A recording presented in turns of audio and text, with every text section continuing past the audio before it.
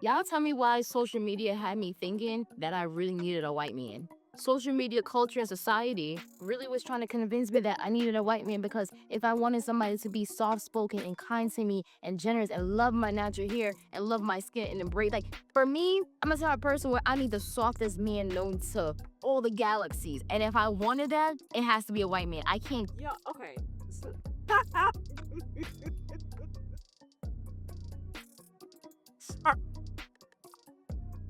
these stories write themselves after a while. Now, what I appreciate about her, she's telling the truth. Like, if you were to just go and scroll online, like, just brainlessly, you're going to get that message. Swirler and interracial relationships are big business. I'm telling you, because I can even look at my channel. When I post about Black love, it's like trying to pull teeth to get people to engage, like, share, whatever.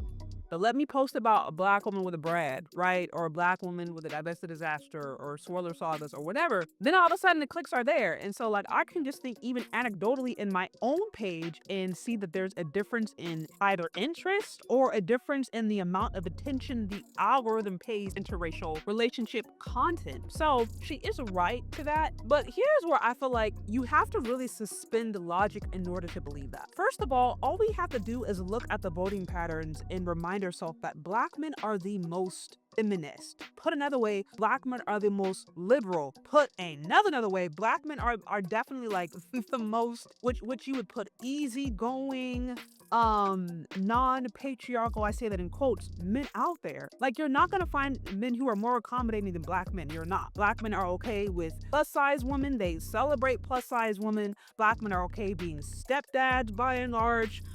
Black men actually support policies by and large that actually help Black women. We saw this with the last election, so it's like you're not gonna find any more kind of like liberal man that she's describing than Black men, which is why it is so insane that these characteristics are always ascribed to white men who are the most unlike that.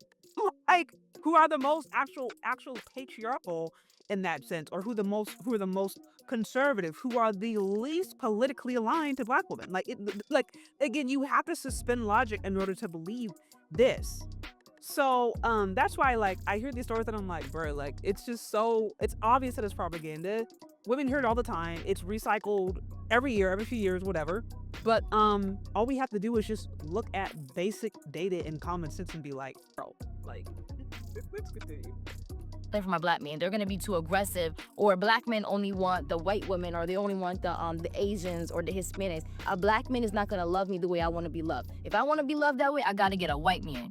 The only way a woman can come to the conclusion that white men are this like super passive, like liberal, rub your feet, give you a massage, kick your food, bake cookies for you, buy you everything, like what this fantastical white men that many ladies have put together in their mind. Because if you know white people, you know that that is a mythology. Feminism was started by a white woman who felt oppressed by their own men. So again, in order to believe this, you have to suspend logic. Let's continue. And that's so sad to say. Like, all my years of living, I had never ever thought about dating outside my race until I grew up. And I'm like, wait, this is not working out. So I'm thinking that, yo, I bet I just need a white man. And that thought never originated in my mind. That came from society and culture. And it's just like, I want to remind you that these ideas are still going around. These ideas about Black women expanding their options and all that. This is going on around the exact same time white-only towns are popping up. Among millennials and Gen Z, by the way, not like some old like grandpas who y'all want to say are stuck, like silent generation or boomers or whatever. No, you're talking about millennials and Gen Z who are flocking to white-only towns. I have yet to see a mass movement of white men going online, going in media, doing all these think pieces about why they need to marry Black women and expand their options to Black women. You don't see it. So I just want you guys to be reminded that Black women are still talking about this. At the same time, white men are trying to save their community and increase their white population. Again, you have to suspend logic to believe this stuff. Okay, let's continue. that I'm wiser and more mature. The love that I desire is out there. God just hasn't led me to it yet. And I just know that as a Black man, no like hate to the white race or anything like that. white men, trust me, white men are not offended. Hey, white men are not offended by you saying you want to be with. A lot of them love that. Okay.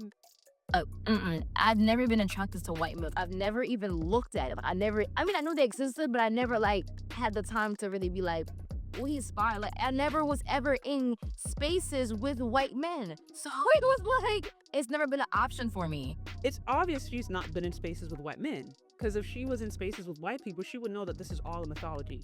That they have their own issues, they have their own challenges. Life isn't automatically better. You're not automatically treated better just because you're with a white person. Yeah, there are some amazing people out there in the white community who have good families, healthy dynamics. Absolutely true. Yeah, they're absolutely toxic. I mean, just downright toxic and disgusting, traumatizing, things, dynamics that go on in the white community as well. Like, you're gonna find that in any community. Like, white people are not in some islands of themselves where they are completely adverse to all issues and all problems. That's just, again, you only believe that if you don't know white people. If you haven't sat down and talked to them and heard their struggles, their challenges, the things that they've had to deal with, the ways that they've had to overcome certain things, or the things that maybe they're confused about, right? So yeah, it's just true. Yeah, why are they trying to convince me that what? Uzun.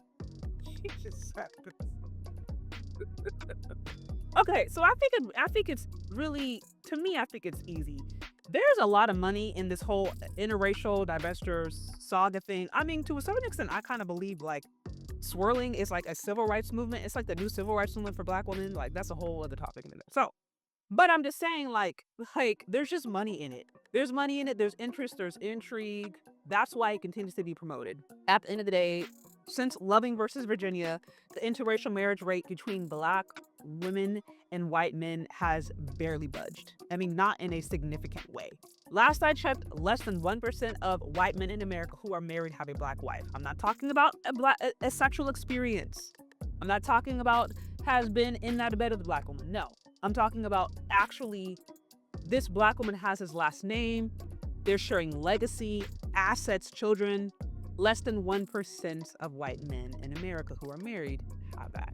Some more, I think, liberal or generous report saying we're between 3 to 4. But just what I'm saying is it's still a minority.